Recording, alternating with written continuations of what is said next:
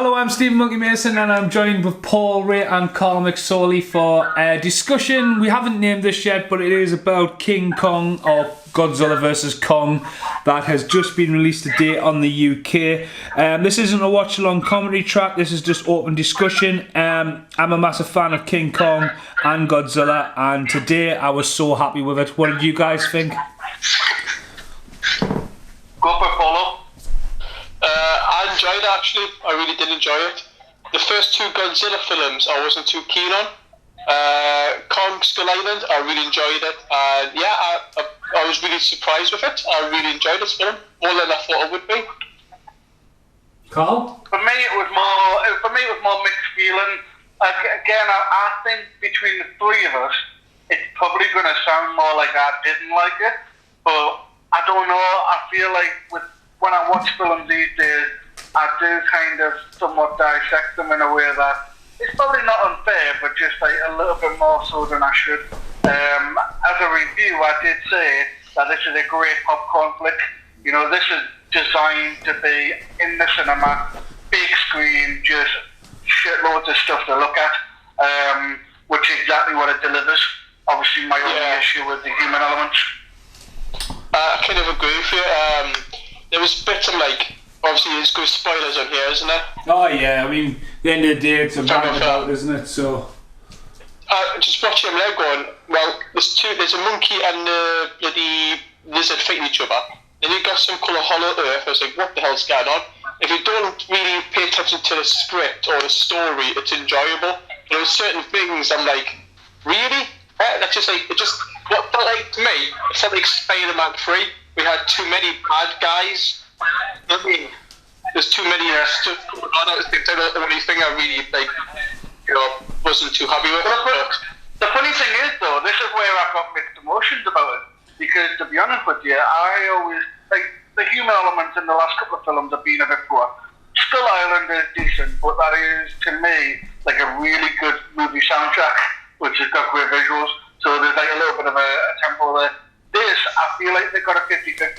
You know, the hollow earth, all that, I could do with more than that. I think that was quite interesting, even though it's a bit sloppy-ish. It's kind of just, it's very generic and very simple. You know, like there was no real challenge to get from A to B.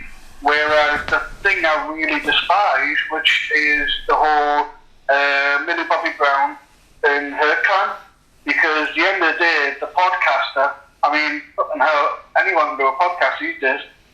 Wink, wink. yeah. But no, it's like that whole, like the way when I say I dissect films, this is what I did. I did watch that entire film and I thought, if I take literally every scene with Millie Bobby Brown and her mates out, would this have changed the film? Not in the slightest. The only thing I would have changed was that obviously they did have somewhat of an impact on Mechagodzilla at the end, which I actually pissed myself laughing at that bit. But the reality is, with a tweak a bit of writing here or there, that could have been fixed, and you literally have an entire element of that film that was just not needed. And it's really hard when you're watching a film and you sit there and going, I'm wasting time with characters I don't care about, that aren't really going to progressively do much. And I want to get back to what we all came here for. The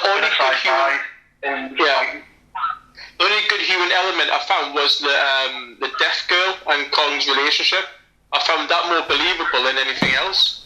It was really clever how they did that, yeah. I mean, obviously we've got to have a way of communicating with Kong. So, as an ambassador of the hearing impaired community, I was really happy to see a bit of sign in there. Why not? It's a perfectly good language. But obviously we're doing a lot of chatting, but we've got the die-hard Godzilla fan. Obviously I've just watched your review, Stephen, and it seemed like you really enjoyed it. I mean, obviously you know all the nooks and crannies going on here. Was there anything that we probably would have missed that, made a bit of a big deal? I mean, personally, I think the big elephant in the room is the fact that this was meant to be released over a year ago in the pictures. And before you finish there, mate, it's called Godzilla, he's not an elephant, mate. Sorry, just... Hey! The thing is, it should have been released over a year ago at the pictures, and the fact that they've held off and held off and held off, why they didn't hold off a little bit longer and go for the pictures. Do you know what I mean? Because like Absolutely. to drop it on. I mean, at the end of the day, I've paid £15 a day. I've watched it. I had my glasses on, so it was in HD for me a little bit. But again, it's a cinematic experience that. It just seems mental that they would do that. I mean, dropping Tom and Jerry's one thing, but we've got that reverb going now. I'm speaking. I think this, though, I mean, it's very colourful, as you say. My review's there if you want to talk about that. But I think this warranted more towards a Kong 2. I think there was enough there for this to be a Kong 2 story. Absolutely, yeah. No, I totally agree with that. I think the horror thing was quite clever. It opened the doors, plenty more monsters. Although, a little bit of again, jumping back to that, I've literally just recently watched your video, Steve. You named all these potential opponents. Now, how on earth do you not mention you mentioned Bigfoot, that's never going to work. He's only about 7 foot tall. But what about King Kong taking on, wait for it, State Bush Marshmallow Man? I mean, at the end of the day, like, if it was the 70s, that might have happened. No, the thing. But at the end, you can have Godzilla come in, doing lightning bolt, and then Godzilla and King Kong are fucking chilling out having s'mores. Being American, marshmallow and biscuits. I do. Sorry, man, go ahead, Mason. All I was going to say was I think there's enough story for Kong here, especially the Hollow Earth. I said that in the review that like the Journey to the Centre of the Earth is something that's probably been on the bandwagon for ages to remake. Because it is I mean, it's one of the last places they could explore, and not like the core when they're drilling at the centre of the earth and they've got a boomerang back.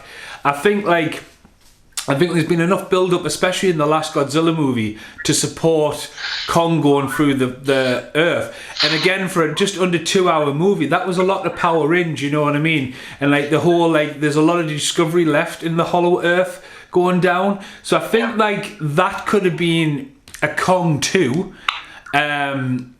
So, and again, it was a lot more like colourful, but I always thought from the trailers and stuff that they would do what they did in the classics, where the original, because there was 2 Mechagodzilla movies, when Godzilla turns up and wreaks fucking havoc, and everyone's like, well, what the fuck's he doing? And then it's revealed that it's a big shiny fucking robot underneath.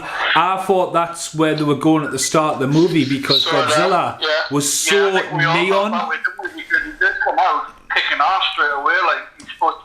The last time we saw him, he was a hero. Well, the thing is, he was. Well, he was like a sports car in this, you know what I mean? Because he was always glowing blue, and he had a little bit of green tint for the first time, I would say, with him, especially when he was walking away at the end. But like, I generally thought like that was going to be the robot Godzilla, like, and that was going to be the fight. But I always said the same thing: they would fight. He would get his king somehow, as he did, although no one went, it's King Kong. You know, someone went, no, it's Mechagodzilla. I mean, that did not need to be in the fucking movie. But, he didn't need to be in the middle. No, he didn't. Millie Bobby, as I said in the review, as you've probably seen the call, Millie Bobby Brown held her own in the last movie. She didn't really need a tag team in this. The podcaster guy was enough. But I think, like, to me personally, they could have maybe got another Kong, and this could have done nicely to wrap up the series, because at the very end, unlike the other ones, they didn't have any hidden scenes. They didn't have like the whole Marvel universe when they had the faker, then they had the extended one at the end. We got a murmur of a sound that probably loads of people are going, what was that? But again, there's no potential big bad guy left, and especially. Sorry, go for it. No. So say there's no potential big bad guy left for either opponent. Do you know what I mean? So what I was going to say is, as I mentioned like early on here, obviously Andrew, Wingard, he's actually already said out loud that there is an end credit scene. They filmed it. They had it all prepped. It turns out that they felt it would work better within the film, that they then did it. They then did it that way, and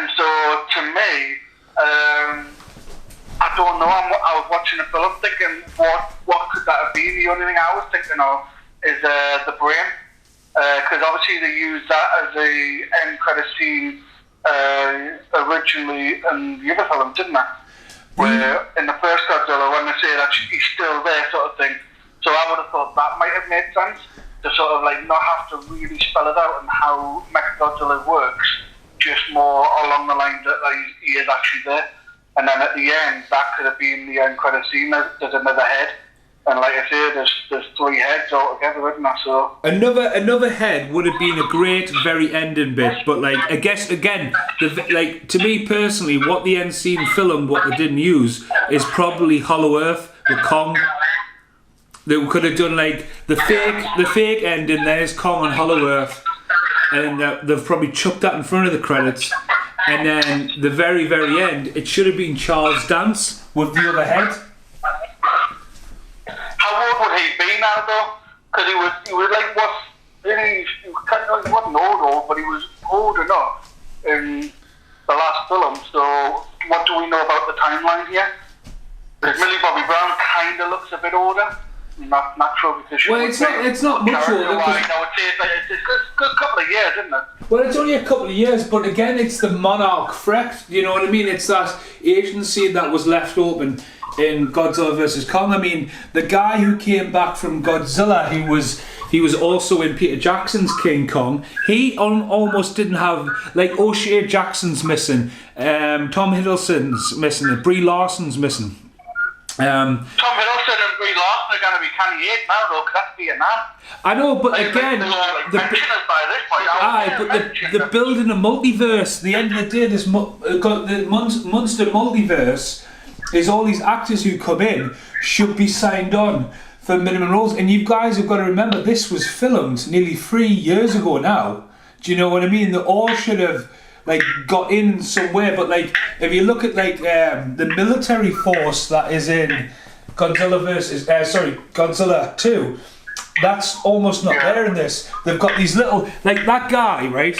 Who is he like Skarsgård's brother, or whatever? He's the Lone Ranger, isn't he?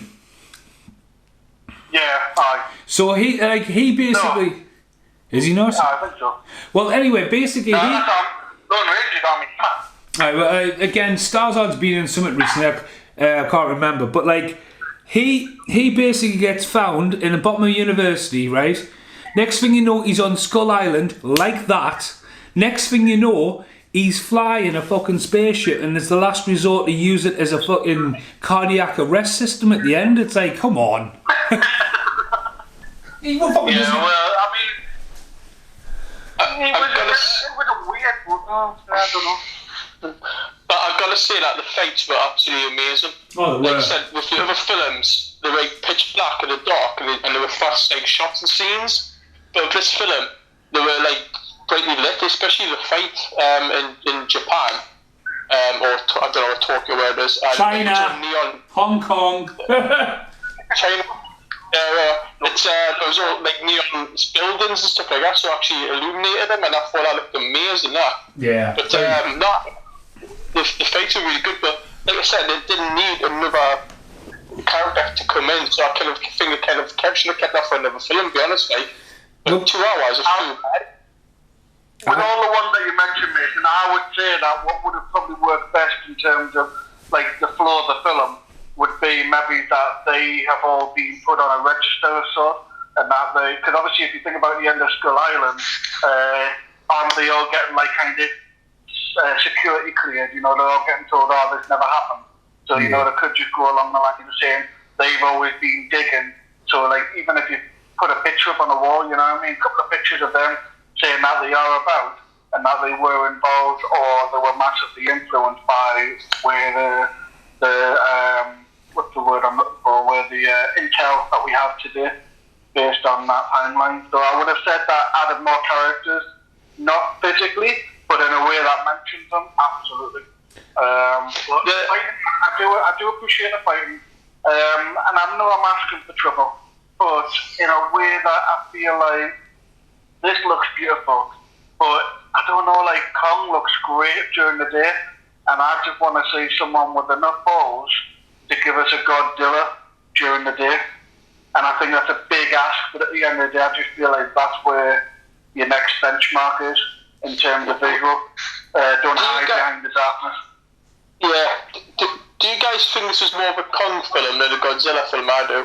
Oh yeah, I mean I said before, it was like, you know, we've had 2 Godzillas, 1 Kong, and I generally think that because you've got to remember there's a massive gap between Kong, Skull Island, and this. There's almost like 40 years that just completely fast tracked through to get nearly 50 years later, man. Do you know what I mean? When I was first watching it, and then he threw the massive, I don't know, the tree or something like that, he threw that to the sky, and the dome crashed a little bit. Yeah. Oh god, the revive's so annoying. And I was like, oh no, I think Truman Show. Yeah. I couldn't afford like that. I was like, oh no, where's this gonna go? But it was alright, like. But how big would that inhabitants have to be for Kong to walk around every day and not get bored? But the only thing that bugged us was the bit where Godzilla, when Kong's in Hollow Earth, and he has like the axe and it's all charged up, and obviously Godzilla realizes the power source, and he breathes right down to the middle of the earth, doesn't he? I mean, it's like, how crazy is that? I mean, that's the only thing I was just like, really, that's a way to get out. But I think that it was just dead quick. There's a power source. We'll send that information to my dad. Your dad will use it on Mecha Godzilla. Bang, bing, bong. I mean, it was just dead quick like that. I did. I don't know if I wouldn't say it didn't earn it, but it was kind of like an ideal fix. You know what I mean? It just so happened to be lying around, and that just so happened to be what they were looking for. It could be like an ancient stone or a gem or something like that, fair enough. But this is like a shard that has been snapped off Godzilla randomly at some form of battle years and years and years ago, and then being formed into an axe. It felt a little bit too convenient. How bored did Kong look on his throne? He looked so bored. You know what I mean? After 5 minutes, he's like, I'm just sitting here in my own temple. I don't know how to build it. My own temple. I've got nothing to do now.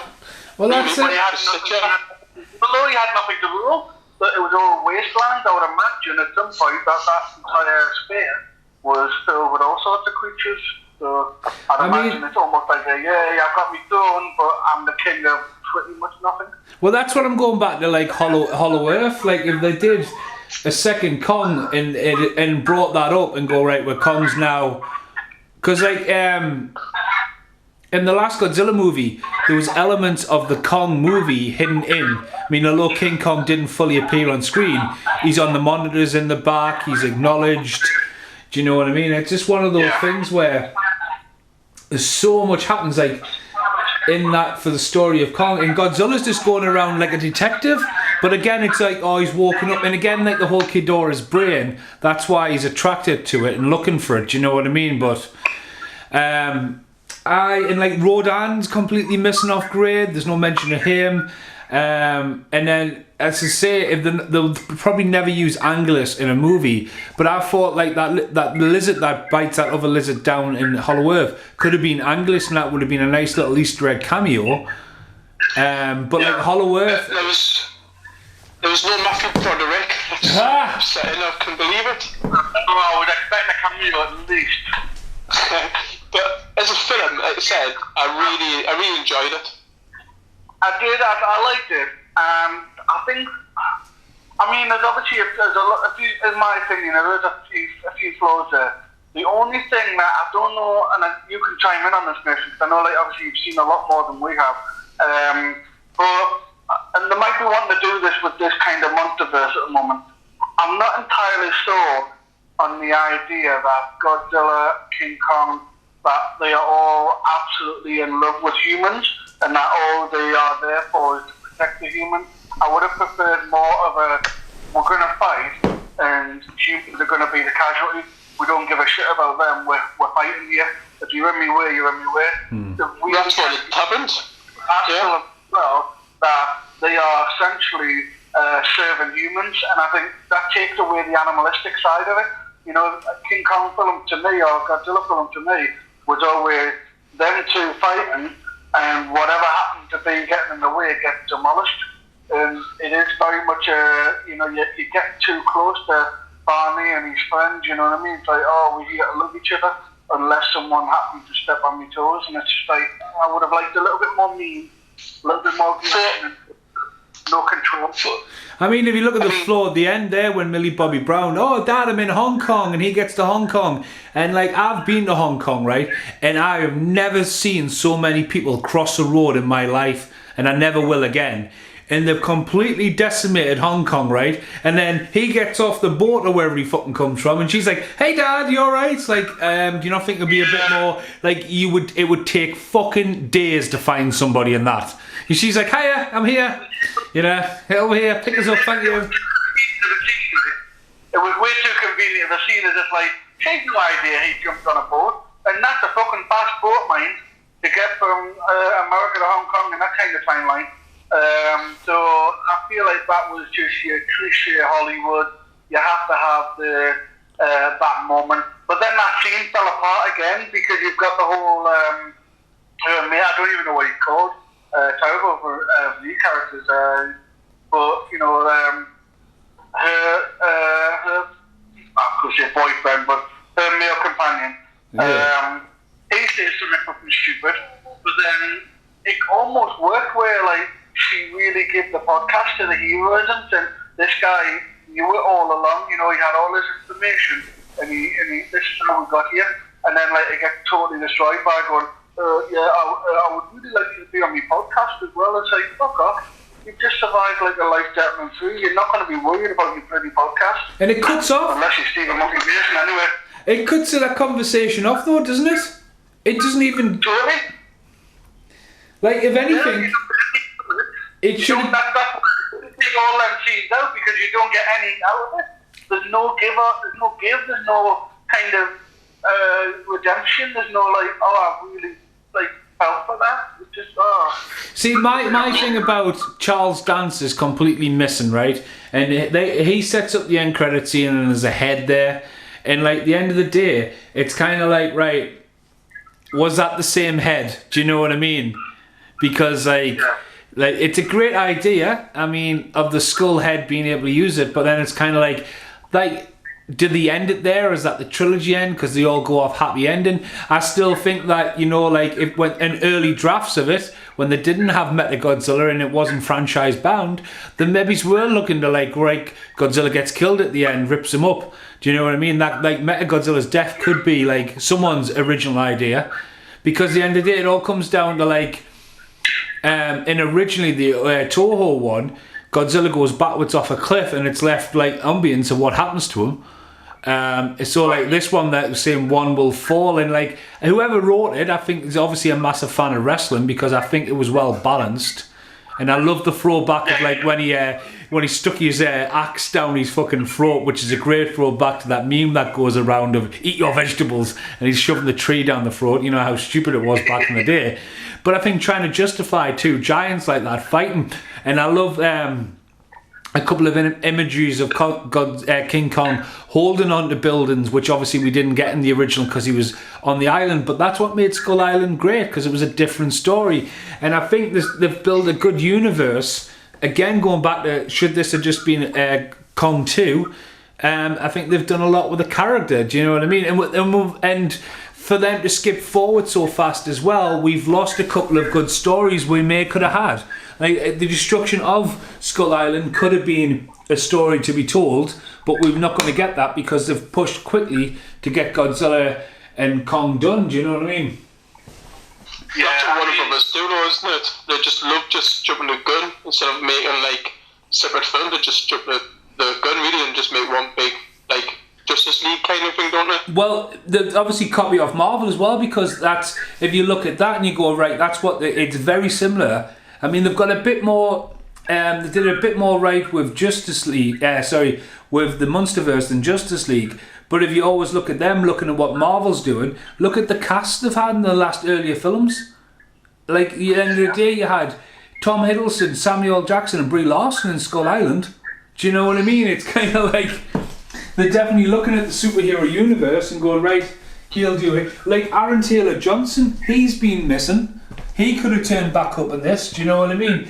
He doesn't have to be in the other ones, but he could have been more like in a senior role and stuff like that. Keep again the whole making it a multiverse. Do you know what I mean?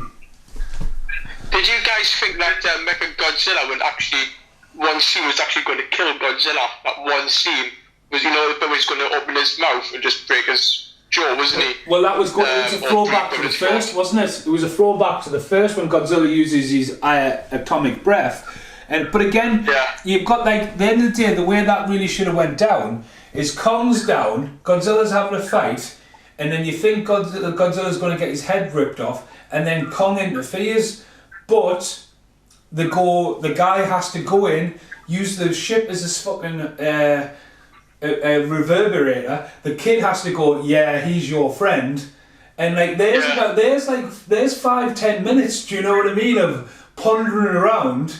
For then King Kong to save Godzilla. Do you know what I mean? And like you kind of didn't need that. Like one thing, Millie Bobby Brown and the whole whiskey thing, and then they've got that going on as well. When we're looking for a fight, at this point it should just be a brawl. You know what I mean? Yeah, totally. I mean, I like what you were saying about the whole the wrestling aspect of it. I actually saw it from a slightly different perspective, which is from a comic book perspective. I think you have these arguments all the time. One of the bigger ones is who would win in a fight? Is it going to be Hulk or is it going to be Thor? In the comics for years, they've always had fights, but it always ends in kind of a draw or a truce. And I like how they did it that way because at the end of the day, it's one of those things where it'll always have people debating, and I feel like that would be better than having one-sided because at the end of the day, you are going to shoehorn yourself into the idea. If Kong was to get his ass whooped, it's going to be hard to sell another film called King Kong when the last time we saw him he got his ass kicked. So I love the idea that there would never really be a definitive winner. When it comes to water, Godzilla has Kong down every day of the week, but then when it comes to land, Kong can hold his own against Godzilla. So it always comes down to the environment, or they ultimately are almost like a bit of a truce between them. But ultimately, I mean, the way the film speaks out, ultimately Kong must have beaten, years and years ago. So I always say Kong won, in the long run. But it's a rights thing, though, isn't it? Toho would have said, yes, you can have Godzilla if he gets beaten. And then, don't know who owns rights to King Kong. RKO. Yeah, if he gets beaten, you can have him. RKO, yeah. So basically, there was going to be a truce no matter what. No one was going to win. Well, it's a definite franchise because Universal Studios, Kong's attraction always has been. But like, going back to Kong and the fights, I mean, yeah, you're right. Godzilla won the first one, Kong won the second one, and then Godzilla gets the upper hand. But it's King Kong who's able to beat Mechagodzilla. But like Kong, like the bit when he's in underneath the earth and we get that monster for about, there's a new monster and it's like a flying fucking snake, and that nearly whoops his ass in seconds.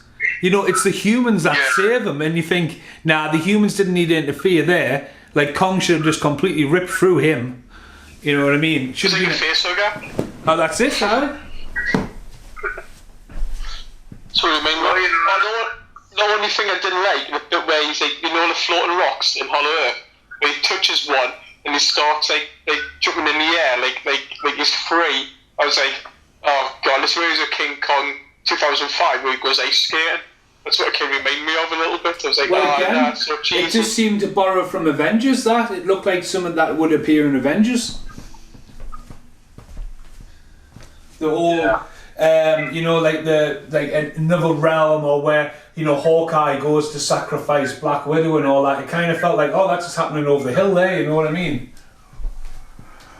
But I think like the weight, I'm not disappointed at all. I'm very curious about what to do, but like if they brought a box set out and go like that's the 4 films, I'm happy with that as a fan.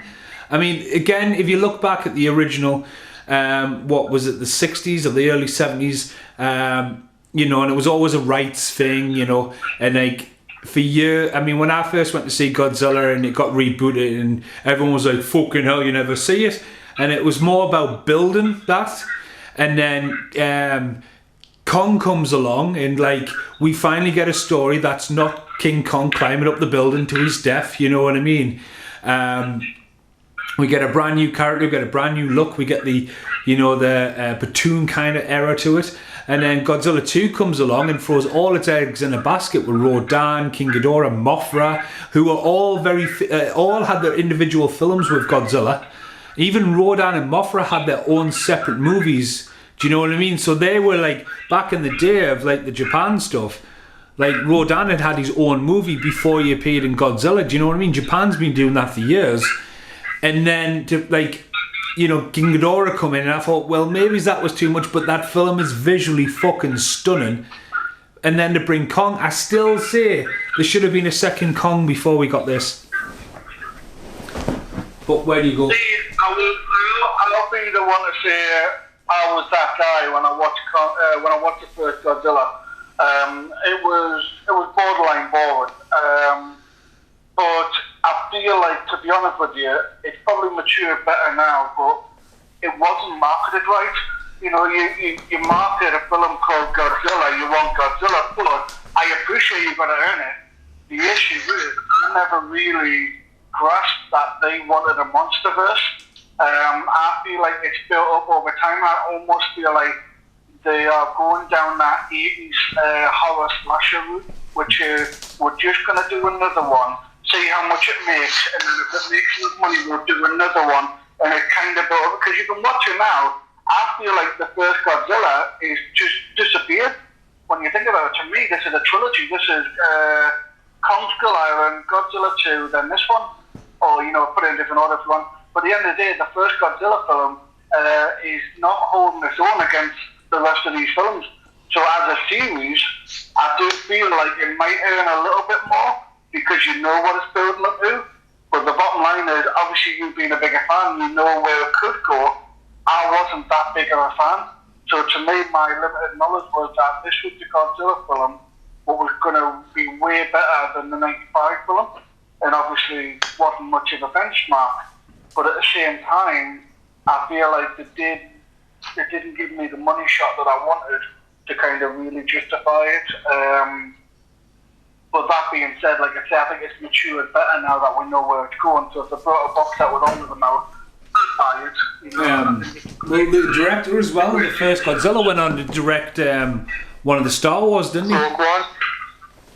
Yeah, Gareth Edwards from Rogue One. Yeah. I'm so surprised that Pacific Rim isn't included in all the legendary Monster Universe. There was rumours that but I think the second one didn't do as well, didn't it? Yeah. I mean, at the end of the day, though, you've got like this Hollow Earth thing, which is basically essentially the Pacific Rim. Yeah. So to be honest with you, you can literally do a tie-in together. Or even now, you can literally turn around and say, oh yeah, the Fathers and Jews, and then have a film where you can put them both together. I feel like with Pacific Rim, unfortunately, I feel like there's a lot of stock that's been lost in the market because of the sequel. That sequel went way to Michael Bay. And one of the best things about this film, Godzilla vs. Kong, as well as take the first Pacific Rim, is that you really feel the weight. I would still say Pacific Rim did it better. This did get a little bit too, light, if that makes sense. Like you do feel the weight of them, especially in the city, but I feel like it could still be done better. Yeah. I still feel like there's, even some of the camera work, if you go back to, like, kind of more or less looking up at them, not all the time, obviously, but just a bit more so, and so you get the feel of the weight and the height of them. Because, like I say, when they're on the screen for so long and you don't have any humans, you do kind of forget the size and the devastation. The fight at the end must have killed at least a few hundred people, like those buildings. Thousands, when you think of the buildings. If you look at Man of Steel, the fight in Man of Steel, and it says this loads of people got killed, and like a memorandum kind of thing about all the people who got killed, and take that times it by 1 million foot, well, obviously all those buildings are smashed. Godzilla comes out of the water next to a bridge, and he just totally destroys the bridge. I've actually drove across that bridge, you know, and it's absolutely massive, like huge. I remember filming it out the back of the taxi, and it's absolutely huge. And you're right, he just comes up and like, boof, it's gone. But I still think this is a win. I'll still stick with me. I'll still stick with me 3 points. Not 3 points. I wasn't going to get a point being this. I'll still stick with me 3 out of 5. I feel like everything that was good about it gave it a strong 3. But there are some elements that I just can't like get past, or not that I can't get past. I can watch it again and just easily enjoy it. But in this day and age, the caliber of movies, and I'll even go as far as the caliber of storytelling and TV programs, are so strong these days that you've got to come with an A game. And when it comes to writing, you know, I would like to have thought, out of numerous writers involved in this project, you know, they could have tightened it up a little bit.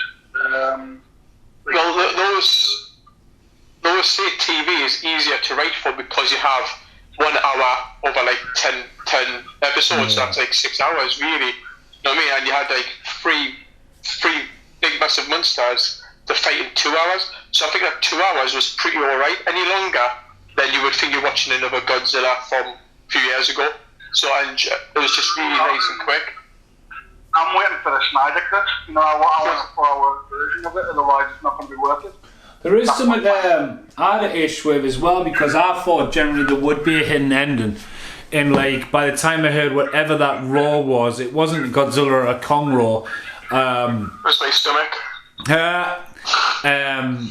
I mean, it could be a Meg. Isn't Meg, Warner Bros. Doing Meg? No, they might not. Yeah, I think Meg was legendary. That does concern me, though. That is a big concern.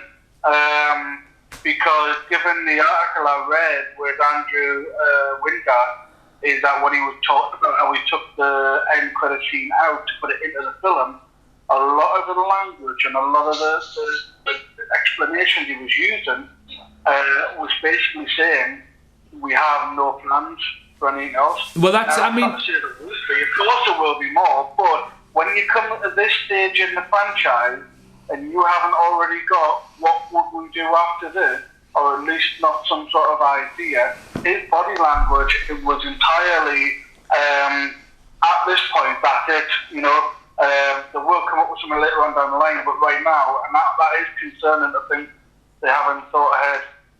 Well, that's... It's going to be like Kong versus Godzilla versus 2 mega shark attack. Well, the problem was the end credits. I was waiting for something, and then because I watched it on Apple TV was about to play something else. You know what I mean? It wasn't going to let us get to the end credits. And a lot of stuff do that these days. You better stop them. But I was like, as a fan and looking back at the franchise, there's only really Gigan and stuff like that they could maybe bring in. But like, if it was to end, it's done right. Do you know what I mean? It's done enough. Oh, I mean, it could, yeah. They could just leave it there, and that would be. I would say that's a bold move. I would almost respect that, especially in this day and age. We've talked about it many times in podcasts and discussions that, you know, most of this business now is how do we make more money out of it before you even get to the end of whatever you're doing. So for them to turn around and say that'll be it, you know, I think that's a pretty strong big series really overall.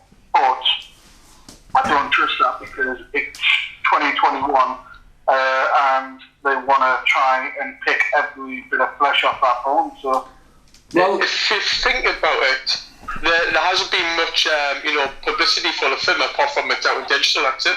So they're saving their money on advertising. But can you remember, Mason, a few weeks ago when they had a toy of Mechagodzilla, even before it was announced? You know what I mean? Bloody Smith's toys.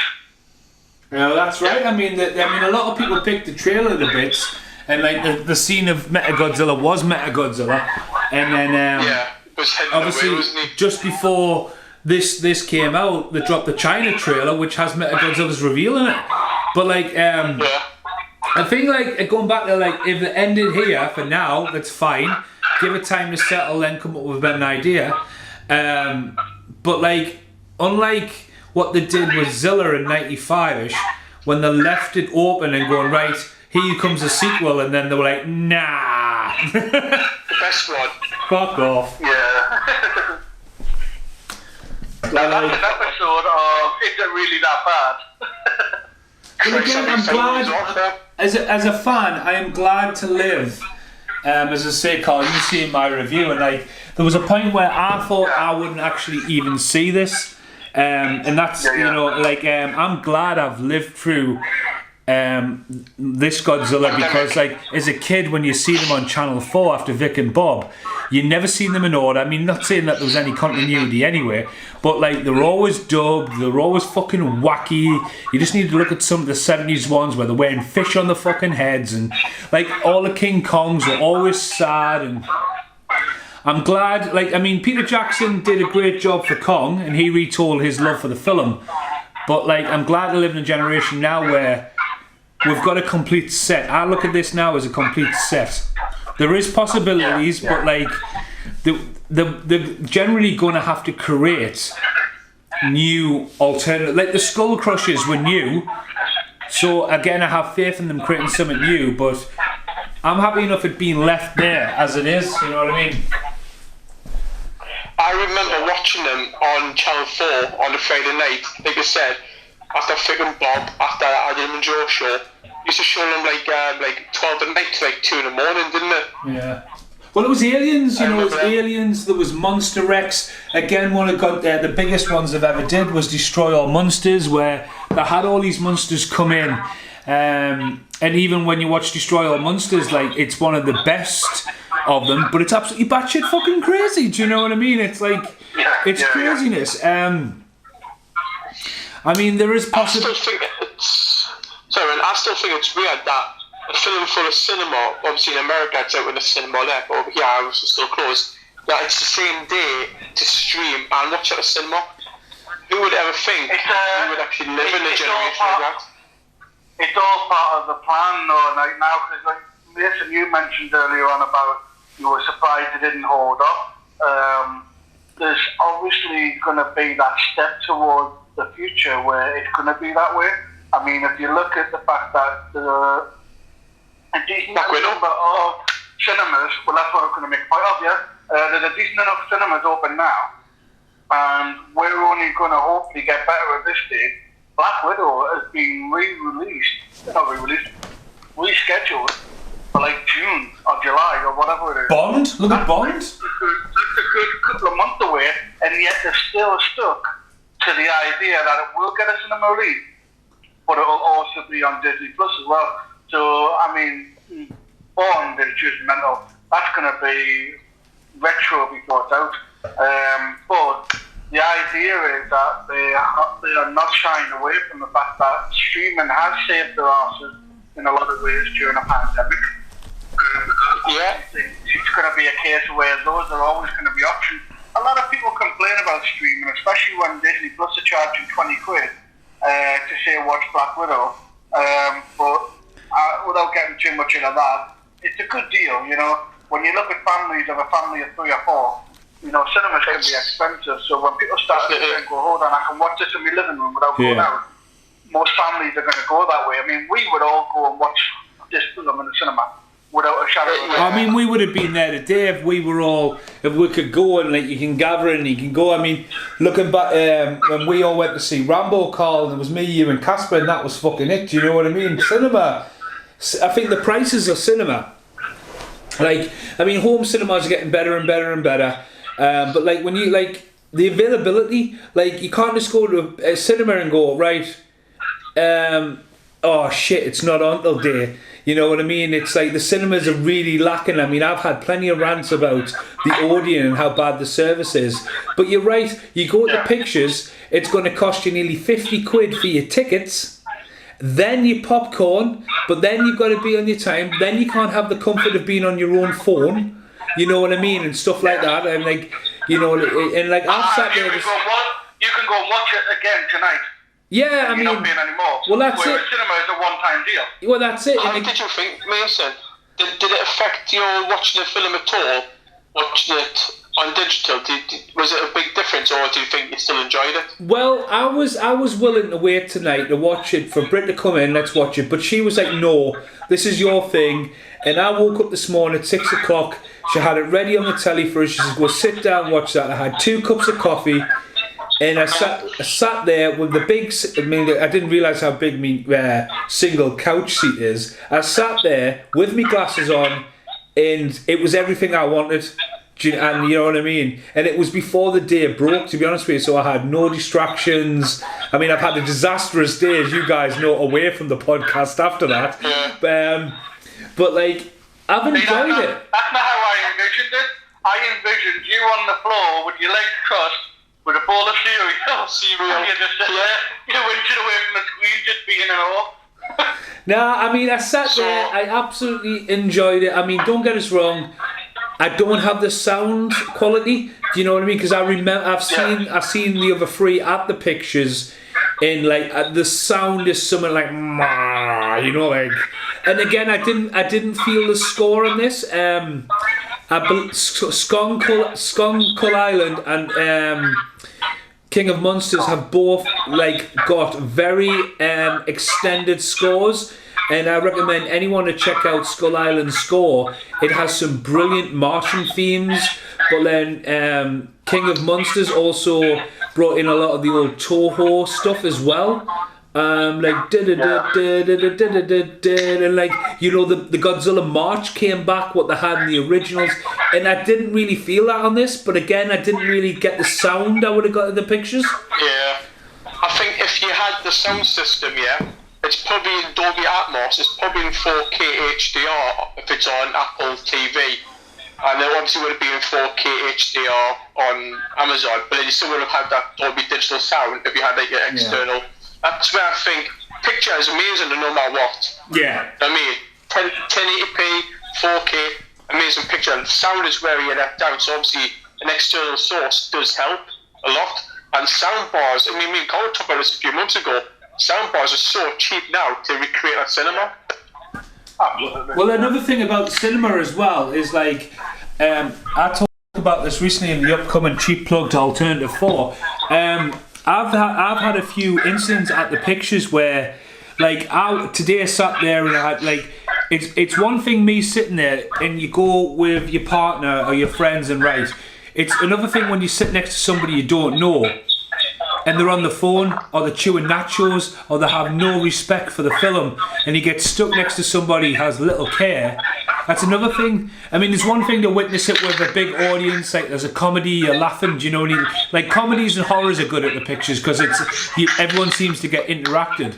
But something like that, you know, it's almost like I don't have to worry, I don't have to be distracted by somebody on the phone or somebody then all of a sudden put their feet on the back of your chair and stuff. Because the cinemas don't do fucking anything to police stuff like that, do you know what I mean? Yeah. When I worked on screens, I used to do that all the time. I loved that. It was my favourite part of the job when I worked at the Empire for like 5 weeks. That's that comfortable as well, guys. I generally don't like sitting in the pit. Oh, you've got to pay an extra £3 for premier seats. And then as soon as the fucking picture is on, people move fucking seats. It's like, well, what's the fucking point? Well, I was just that's what you do, Nathan. You don't pay the £3, you buy the cheap seat. I know, but I was as soon comfortable. As the picture starts, you go straight for the nice seats. So do you think you enjoyed it more at home than you would do at pictures? Do you think in yourself that is the way things are going to yourself? Because I was always figuring that out, how you would. I know, but I'm the same as you guys. I mean, I'll probably go. I know, Carl, you go to the pictures and that's your thing. You've got the. I mean, you go to the pictures and you've got your pass and that, and it works out money value for you fucking brilliantly because like you've seen fucking loads of films, and that's probably that's one of the first. That was one of the great things about bringing you along the podcast series is that you know this shit. You could argue the fucking bare teeth with people about going to the pictures as you do. You know what I mean? Like, fuck you. I will, Jack. I will. Yeah, you will. But like again, like me personally and Paul, like at the end of the day, films are coming out that fast now. It's just like, right, we get discount on that kind of media. We'll just wait till it comes out and watch it. And I own it. You know what I mean?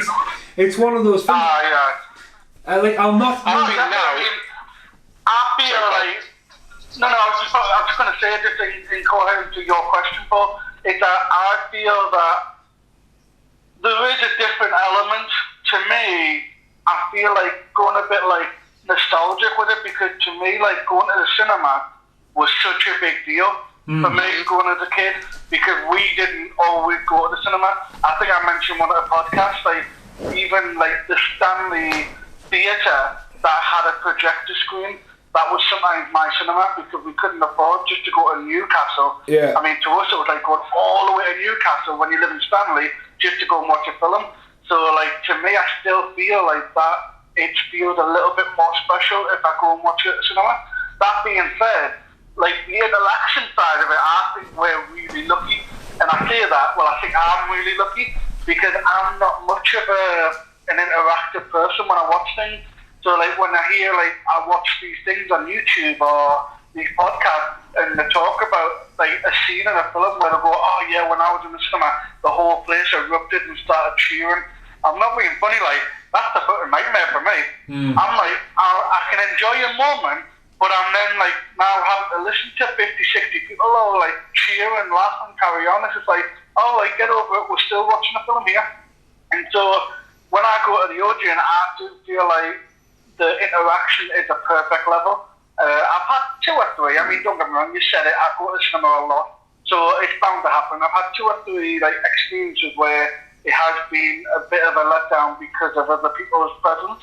Was that when I was there? Well, yeah, I mean, you were still like 3 years ahead of us, but I could still feel you there, Paul. But no, I just feel like there is. We mentioned it, the fact that home cinemas, you don't even have to have a great home cinema. I still haven't got a sound, but I'm going to get one eventually. But I've got a Hisense 50-inch screen TV. It's not even a smart TV. Well, it is a smart TV, but it's quite dated now. And it's still a brilliant picture, and I can still watch anything, whether it's an old film or a new one, and I'll still have a different level of enjoyment for it. I can sit in the comfort of my own home and sometimes, like I say, doing podcasts with you guys, it brings a completely different experience where cinema does bring a little bit more to it that I like, but this was a big loss in the cinema. I don't think it will ever happen, but I kind of like the idea that they might do a limited run, you know, a couple of months down the line. But, you know, and then again, it depends how much you make. Warner Brothers probably make a fortune just today. 15 quid from you. 15 quid from Paul, 15 from me, wink wink, yeah? Wink wink. Right, I'm going to have to go for this painter coming. This has been great to do this. I mean, normally we do mad podcast watching a whole movie, but it's great to just bounce ideas and have a nice free script. This is almost a demo of our new show coming soon, which is unnamed until Paul Ray gets it copyrighted. Again, about movie discussions, but for now, thanks for listening, everyone. Goodbye for now.